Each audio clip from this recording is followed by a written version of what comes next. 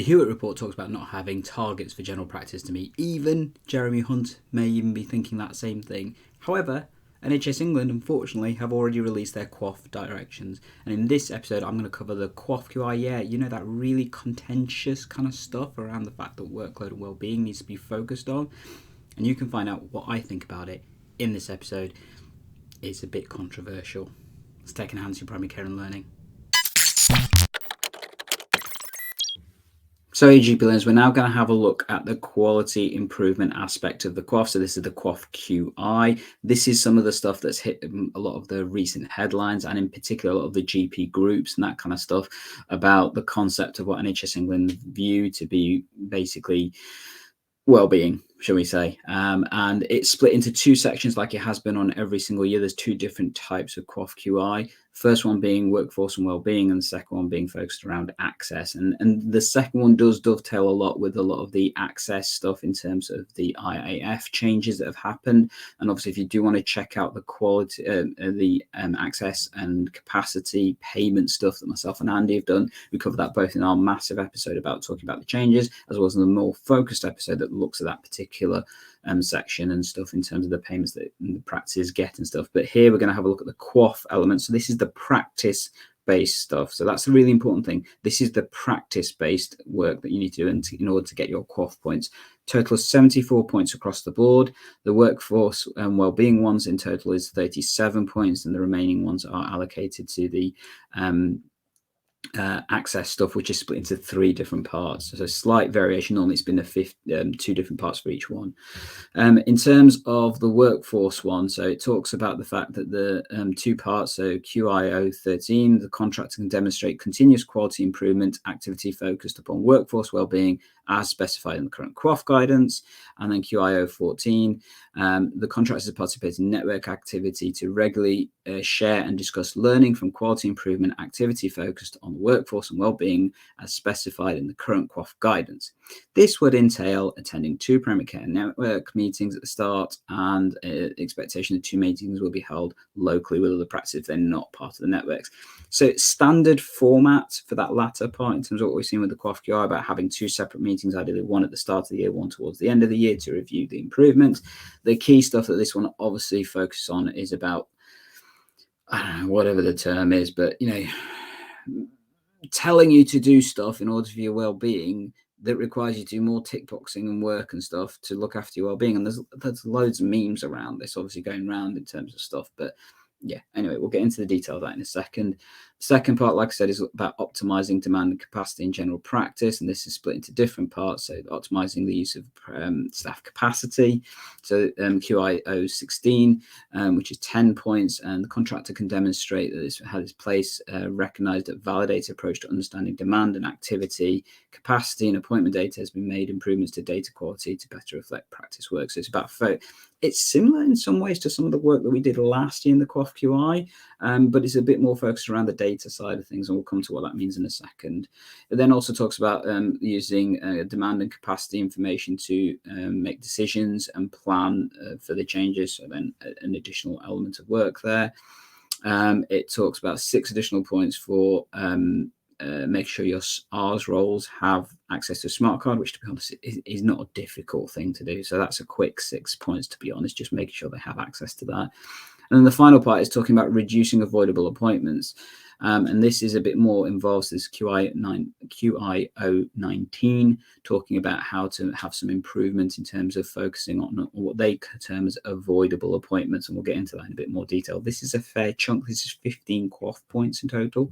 And it does have some suggestions of how you can do that listed here. So I'll just go through some of the suggestions that they've come up with. So using business intelligence tools, BI tools, and that's a common term you may now start hearing from NHS England and various other ICB places and stuff. So if available, using the tools to collect data to understand practice activity, including variations on day, times, weeks, and etc. and stuff.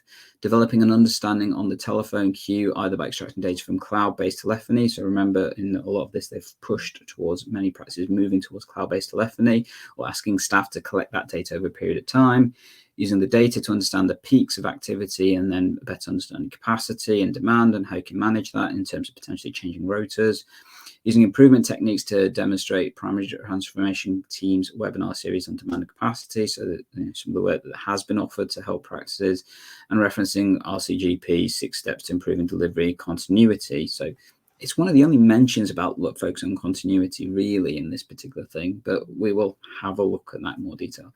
Talks about why they put the quality and improvement stuff in there and things, and it's about trying to improve general practice and some various links to resources you may want to have a look at. So from NHSE, RCGP, QI stuff, Health Foundation, various other organizations and things. But let's have a look at the actual criteria, shall we? So the workforce and well-being. So it focuses on the fact that Fuller, in particular, the Fuller stock take that myself and Andy reviewed last year, focuses on the various different impact that basically general practice is pretty much screwed moving forward with workforce and stuff. So therefore, they need to have a look at how they can help support the workforce. Very much a focus on training and support that comes through in some of this in terms of direct support to individuals. Can argue whether it's there in the actual document and stuff, and also highlighting some of the other documents that are coming out, or sorry, have been out, like the people plan, various other things. Also mentions Core 2050 at one point as well. So that's the setting of the tone, the overview of the module. So the overarching aim is about improving well-being, resilience, and the risk of burnout in the general practice workforce. Seriously, that's what they're focusing on in this particular way. Yeah, I know. Let's get back to it, shall we? Sorry. But effectively, it's talking about supporting the onboarding of the staff. It's talking about various aspects in terms of training and support and establishing peer groups, which, okay, that part I definitely agree with. In fact, to be honest, a lot of this I agree with in principle, as this is what practices should be doing. And if you've not got some of this stuff, then actually it can have an impact on the way that your workforce may be retained, because actually this is all stuff that's really sensible to do. My main issue with all of this is the fact there just isn't the resources to support us doing this if you're not already doing it. That's the key thing. But it talks about undertaking exercise to evaluate workforce well-being factors, and then reasons, look at various different things. So you can look at absence reports, you can look at what support staff have in particular types of groups and stuff, and support for new starters in particular. So I think many training practices hopefully have covered this with their new starter regimes in terms of training, and obviously GP Reg is coming in. This is a great project for your GP trainees to potentially to do. So it will massively sort out their QIP or QIA projects that they need to do and help your practice in terms of what you may need to do if you haven't already done so and stuff. And then obviously it talks about improving the plan and what you can do from there. I guess key point, if you do want some support with managing the clinical side of things in terms of onboarding and training and stuff, I do have resources to help with that. I guess if you did want information to help you with the whole onboarding of staff and things, particularly clinical staff, I do have resources that can help you with that. Obviously for clinical system engagement. So for the system one, we have the free resource, which is the YouTube video. But if you want a lot more detail on helping your staff to use system one more effectively, which I would always recommend, then definitely check out the system one for clinicians course that I run, as well as we're going to be soon having one for EMIS users as well. Yeah, there you go. There's a bit of a spoiler for you. So an EMIS course for clinicians, a System 1 course for clinicians that absolutely you can access and stuff. And if you want bulk ordering of that in terms of tickets and stuff for your practice, just email me egplearning@gmail.com, and I'll be more than happy to discuss the pricing and stuff for that, for support for your practice teams. So in particular, we may see things like more support and training for reception staff, care coordination staff, care navigator staff, whatever you want to call your admin teams. But important to recognize that training stuff should be really there and stuff. And then obviously it talks about various other aspects that we need to have a look at, including I guess, about actual holistic support. So it talks about what areas you can focus on to improve. I think some of the stuff I like about is the fact that it does mention about having some space for your staff, looking at what you're doing, that kind of stuff. There's some bits I don't quite understand. So the health and safety executive risk assessment templates. So I've tried to have a look at these, and they're really basic templates that basically evaluate risk within your organization or for the individual. Not the easiest on my quick glance to have a look at and stuff. And I guess as practice managers out there, they'll be able to educate me far better on what these probably are and stuff. But effectively reviewing the risk to your practice, what would happen if your staff were off, that kind of stuff. Talks about having various different champions, so EDI champions, mental health wellbeing champions, speak up champions and that kind of stuff. It talks about using some of the resources like looking after you. It talks about training resources for leaders within your organization and that kind of stuff. So there is some good stuff in there. It just feels so enforced and so pressured in terms of doing stuff. I don't know. It talks about creating a good culture within the practice. Absolutely supportive of that. And in terms of how you can be better leaders, it talks about having appraisals for your staff, for all staff. So interesting if that will also apply to partners and who's going to be doing those appraisals for partners. There's no real guidance in this document about how to do that side of things. And particularly one of the key focuses, this very much focuses on the well-being of staff. It doesn't really mention about partner well-being at all in this particular section of the document and stuff. And that's obviously something I clearly have some reverence with, given that I'm a partner and things. But it does focus on their leadership skills and abilities and that kind of stuff.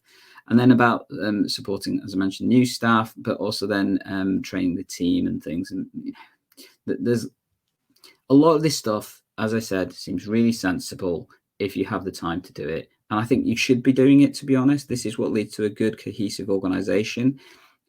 But the problem is obviously the challenge of being able to do some of this and stuff. It talks about the peer support networks. I am a massive fan of having people having the opportunity to talk to other people in their groups, and whether you set that up internally, whether you do other kind of things. It talks about having a shared space. Obviously, estates is a massive challenge for many practices. But a quick tip, I guess, if you want, bean to cup coffee machines in your breakout rooms definitely will help the morale of everybody at the very least. And if you're not a big fan of coffee like myself, well, tea machine and stuff and things like that and things clearly would be more useful in that sense and stuff. It does focus, as it does often with the QI stuff, that it needs to be smart objectives. So, obviously specific, measurable, achievable, relevant and time bound. And then obviously looking at the changes that you're making and then evaluating those changes. And that's where the second part of those meetings comes into play, with it being registered with your primary care network, as in the review meeting. There's the standard template that comes with this and that you can then fill in. It does interestingly mention that whether those meetings should be chaired by your CD or somebody else potentially coming into the organization to support with that, whether that's some of the other clinical leads, health and equalities leads, practice managers, potentially all going externally and things. I don't know. Have a think about how you want to consider doing this. I mean, one thing maybe to consider, the NHS 75th birthday is in July. Maybe it's worth combining the first meeting that you have with that, making a bit of a celebration. I don't know. I'm just offering some more suggestions and ideas here to primary care and stuff to see if you can achieve this a bit more fun way rather than what seems to be the very prescriptive and authoritarian way of trying to make well-being happen in general practice and stuff. I appreciate that NHS England are probably doing something that they think is really positive. I must admit, like many, I don't feel that this is a really positive way of changing things, because it's so prescriptive in terms of some of the stuff that you then need to consider doing. And it's dovetailed, so that's the form in terms of what you need to look at, but then it's massively dovetailed by the access stuff that comes with this. And this is a lot more detailed, so important that you do have a look at some of this stuff. So it talks around optimizing access to general practice. Obviously, the government's perspective is access is the only thing they really want to focus on.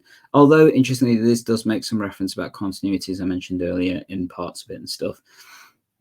So it talks about the overview, understanding data in relation to practice demand, capacity, and understanding quality improvement techniques, making changes to tackle capacity and demand more effectively, and improving staff well-being somehow in the way of the process of doing that, whilst also improving patient experience. So it talks about the plan you can look at doing. So access and implement improvements to the data quality. And there's a massive focus on data improvement here, understanding variation, and then being able to use that data to then come with an output and stuff and make a change, and then monitor the impacts of that change as well. It hasn't really given much detail in this sense in terms of what you could potentially do initially, but then later it does give some really good examples of things you might want to consider doing as a practice or potentially as a network to evaluate the different things that you can do. It does talk about demand management tools. So there are a variety of these different types of tools. I've covered a few of these on the EGP Learning channel. So things like Rapid Health, Apex, that kind of stuff. They all have elements of, the BI stuff come into play. Some of the telephony providers, Exxon and similar, have elements that you can use and tools that you can leverage in some of this part, as well as obviously Arden's primary care IT, do similar in terms of looking at some of the patient demand aspects of things. It's unfortunate that a lot of the data isn't built into the clinical systems like EMIS and System 1. That would be so much more easier if it was. And I have tried working with some LMCs to come up with other routes of data management and that kind of stuff, but that's proved quite challenging because actually extracting that without the API access and stuff is a bit more challenging and things anyway. But anyway, when we look at the various different parts, so it talks about various options you could consider doing. If you were to use BI tools, business intelligence tools, and obviously these can be put into dashboards using visualizations and other kind of things to help understand some of the challenges that you're having. It does make reference to avoidable appointments. Now, and this is a concept I think many of us in general practice really struggle to manage, because avoidable appointments do occur. Let's be honest, they do occur. Sometimes having patients booked in for example, their medication review and they just had it reviewed a couple of weeks before, that's clearly an avoidable appointment. I think there's bringing back multiple patients multiple times for different aspects of their chronic disease review that potentially could be reviewed by practices and networks and stuff to make that streamlined and therefore save on appointments there. Possibly the use of group consultations to help manage multiple patients at similar times and that kind of stuff. But it does give some reasonable examples that you may want to consider. It talks about the smart card process, which I think is a quick win for many people in general practice, just making sure that your ARS roles have the right type of smart card access and roles that they should have in order to continue with their work. So definitely do see if you can tick that one off fairly quickly. And then using the type of appointment data to have a look at what you could change. So it talks about implementing plans. Let's get back into the examples because that's probably the more useful part for many of you. So I think there's 7 different examples it mentions. So example 1, a practice has a limited understanding of the demand capacity and how it varies throughout the week and year and have a high level of unmet demand. So they could potentially count their unmet demand through their reception team, or they could use some of the tools I mentioned and platforms I mentioned that could do that. And then use that alongside appointment data to see how many extra patients are squeezed in to give you an estimation of those kind of patients and stuff. And then you can use that to predict further demand moving forward. If a practice is not consistently coding data on appointment consultation type mode, to look at the modes of appointments and that kind of stuff and see whether that has an impact and things. Talks about other options in terms of reattendance of patients and is that appropriate, is that not appropriate. So this may be similar to some of the work you may have done last year in the QoF QI about access and stuff. I know in our network we did that about high attendance users and how we can support them more effectively. So that could be another area to explore if that's not something you've already done. How appointment slots are being used and distributed across different members of the team. So making sure there's fair and equitable workload, which, I think majority of us are just working flat out. So I don't really know how you can change that in some places, but you never know, in your practice area may be valuable to do so.